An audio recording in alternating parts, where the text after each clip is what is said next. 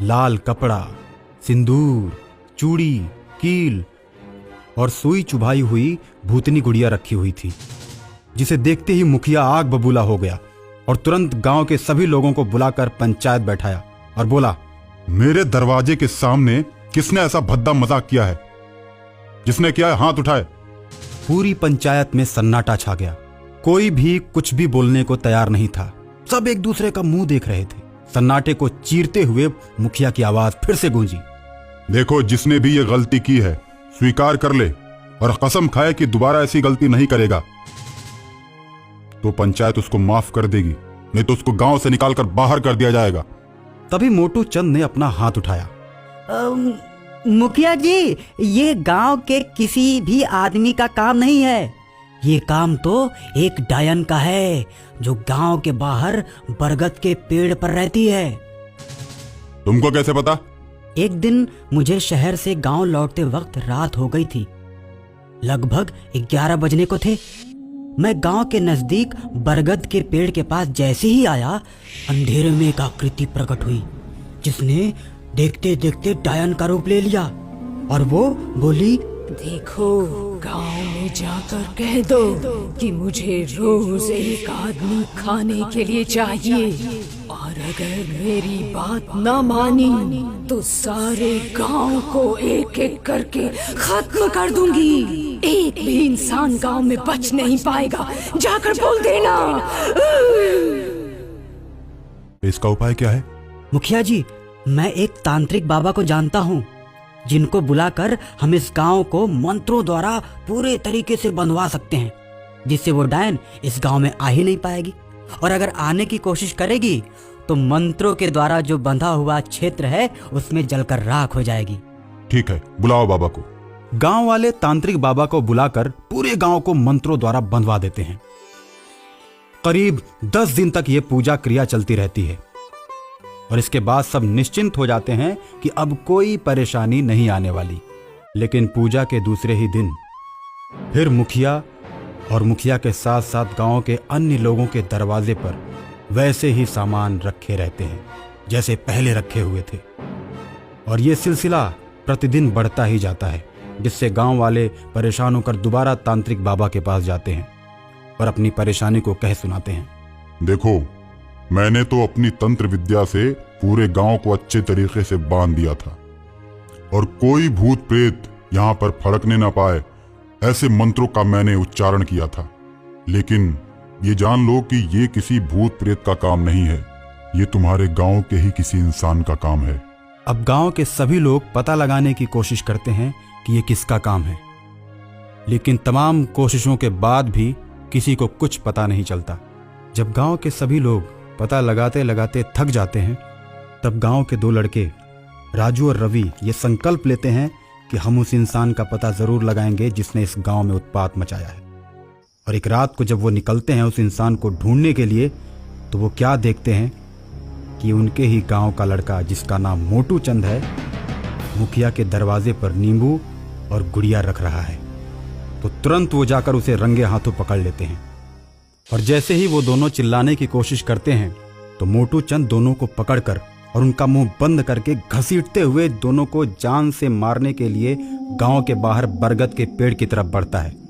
तब तक बरगद के पेड़ से अचानक ही डायन उतरती है और मोटू को पकड़ लेती है और कहती है, आज मैं तुझे नहीं छोड़ूंगी। तूने सारे गांव में झूठ मूठ में मुझे बदनाम कर दिया है। रोज रात को लोगों के दरवाजों पर गुड़िया और नींबू तुम ही रखते हो और लोग मुझ पर शक करते हैं। आज तुम्हें मारकर ये खेल ही खत्म कर दूंगी। डायन राजू और रवि को छोड़कर मोटू चंद को मारकर खा जाती है। राजू और रवि भय से कांपने लगते हैं और दोनों अपने मन में ये सोचते हैं कि आज ये डायन हम दोनों को नहीं छोड़ेगी। डायन राजू और रवि के मन की बात भांप जाती है और कहती है, आज तो मोटू को खाकर मेरे पेट को सुकून मिल गया। तुम लोगों को मैं कल खाऊंगी। ऐसा कहकर दोनों को तोता बना देती है। तोता बनकर दोनों बरगद की डाल पे बैठ जाते हैं और डायन घूमने के लिए चल देती है। जैसे ही वो कुछ दूरी पर जाती है, दोनों तोते तेजी से उड़कर भागते हैं। पीछे मुड़कर डायन देखती है तो दोनों तेजी के साथ हवा में उड़ते उड़ते भाग रहे हैं। तो डायन तुरंत उनका पीछा करने लगती है। दोनों तोते उड़ते उड़ते जंगल में एक साधु की शरण में जाते हैं और साधु बाबा से कहते हैं, बाबा जी, हमारी जान बचा लो। हम दोनों के पीछे डायन लगी हुई है, वो हम दोनों को मार कर खा जाएगी। आप हमारी रक्षा कीजिए, हमें अपने शरण में ले लीजिए बाबा जी। दोनों तोते की बात सुनकर बाबा को दया आ जाती है और दोनों के सिर में सुई चुभोकर बाबा उन्हें गायब कर देते हैं। और कुछ ही देर में डायन दोनों तोतों को ढूंढते ढूंढते साधु बाबा के पास आ जाती है। साधु बाबा, क्या आपको इधर दो तोते दिखाई पड़े? देखो, मैं तो ध्यान में रहता हूँ। इधर बहुत से पंछी आकाश में उड़ते रहते हैं, पेड़ों पे बैठे रहते हैं। मुझे क्या पता उसमें से कौन से तुम्हारे तोते हैं, कौन से किसी और के। साधु की बात सुनकर डायन वहां से चली जाती है। रुक जाओ, मुझे लगता तुम वही खूनी डायन हो जो गांव वालों को परेशान करती हो, जो हर रोज गांव के एक इंसान को लाके खा जाती हो। लेकिन मैं एक साधु हूँ और मेरा काम इंसान के साथ साथ प्रेत आत्माओं की भी रक्षा करनी है। तो आज मैं तुम्हें इस प्रेत योनि से मुक्त करता हूँ। ऐसा कहकर साधु हाथ में भस्म लेकर डायन पर फेंकता है, जिसके असर से डायन जलने लगती है। आग के लपटों के बीच डायन चिल्लाने लगती है, मुझे बचा लो बाबा, मुझे बचा लो बाबा।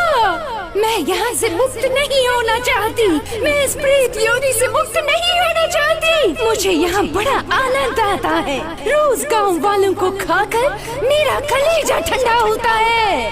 बाबा, मुझे इस प्रेत योनि से मुक्त मत करो। डायन के चिल्लाने का असर साधु बाबा पर नहीं होता है और वो उसके ऊपर भस्म पर भस्म फेंके जाते हैं, जिसकी वजह से डायन और तेज जलने लगती है और चिल्लाने लगती है।